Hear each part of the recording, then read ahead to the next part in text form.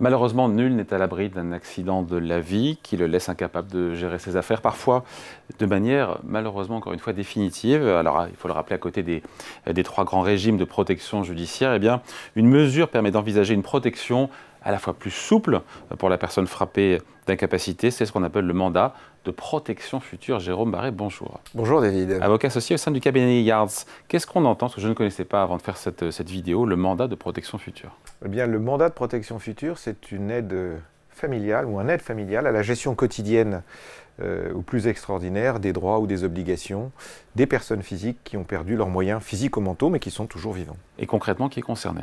Alors, sont concernées les personnes physiques en bonne santé, puisque c'est vous et moi, dont les qualités et les aptitudes physiques peuvent un jour, ou mentales, peuvent un jour être abîmées, détériorées. Un accident de la route, Alzheimer, toutes sortes de choses.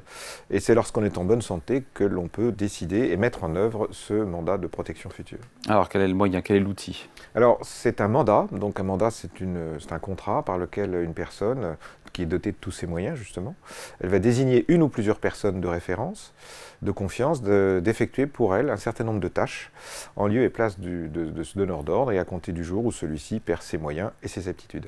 En d'autres termes, à partir du moment où il n'est plus apte à gérer. Bon, et le but, c'est?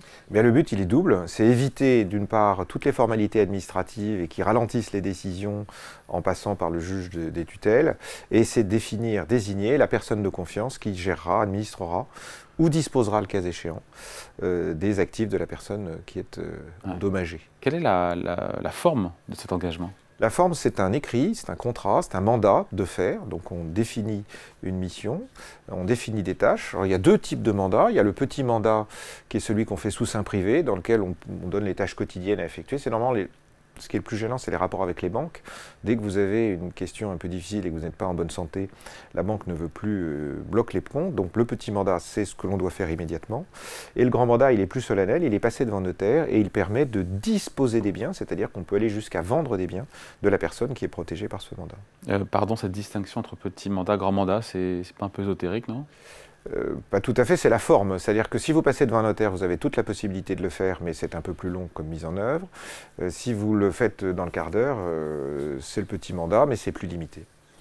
Bon, comment et à quel moment se déclenche le système? Surtout comment, plus qu'à quel moment, parce qu'à quel moment on imagine... Alors, le système, c'est que vous avez une liste de médecins qui est habilitée, et dès lors que l'on considère que vous ne rentrez plus dans les cases, le médecin prononcera une expertise et cette expertise va déclencher l'application du mandat.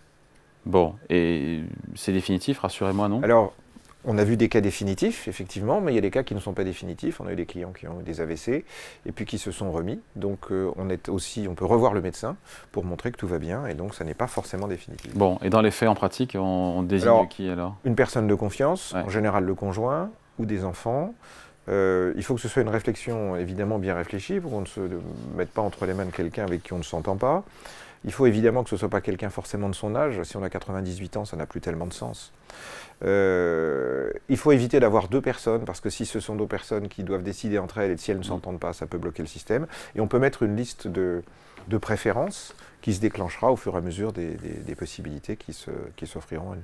Est-ce que c'est le seul moyen, on finit là-dessus, de pallier ces moments difficiles, ces difficultés de la vie? Alors non, on peut prévoir dans le cadre plus particulier de la gestion des titres de société, dans le cadre notamment d'une donation-partage, on peut désigner un ou plusieurs tiers administrateurs pour le cas où le donateur ne serait plus en mesure d'assurer lui-même l'administration de sa société de manière temporaire ou définitive. Là, l'idée, c'est d'éviter qu'une société soit bloquée dans son fonctionnement par un dirigeant d'une entreprise, parce que ce dirigeant viendrait à perdre ses moyens. Donc cette désignation, elle est prévue dans l'acte de donation-partage et prend effet, le cas échéant, au moment du décès du donateur. Et on peut aussi, en présence d'enfants majeurs, prévoir un mécanisme dit de mandat à effet posthume qui a pour but de les encadrer avec des personnes, j'allais dire, compétentes pendant une certaine durée. Pourquoi, et on finit là-dessus, pourquoi est-ce que ce mandat de protection future n'est pas si connu que ça? On connaît la curatelle, la tutelle, mais on ne connaît pas ce mandat-là. Non, il est peu connu parce que les notaires ne sont pas ils estiment qu'en termes de responsabilité, c'est compliqué et ce n'est pas le sujet qui leur est le plus favorable. C'est pour ça qu'on peut déjà utiliser le mandat sous seing privé qui est beaucoup plus simple. Allez, merci beaucoup. Maître Jérôme Barré, avocat associé au sein du cabinet Yards. Salut. Merci David.